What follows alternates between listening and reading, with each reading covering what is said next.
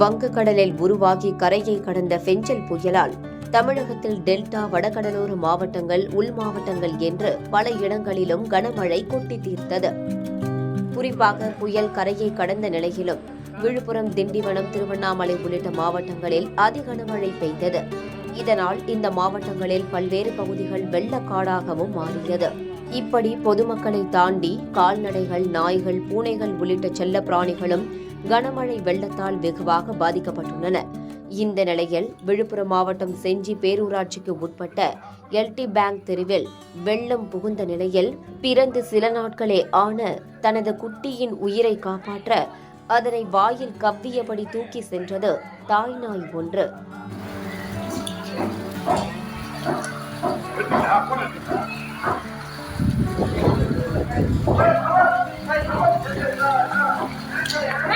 நாய் தனது குட்டியை பாதுகாப்பான இடத்திற்கு எடுத்து செல்ல முயன்ற போது அங்கிருந்த பொதுமக்கள் அதனை விரட்டியடித்ததால் அங்குமிங்குமாக அல்லாடியது.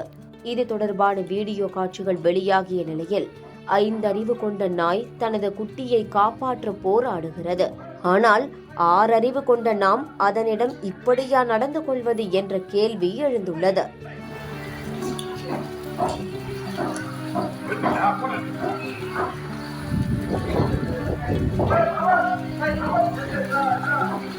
Hey!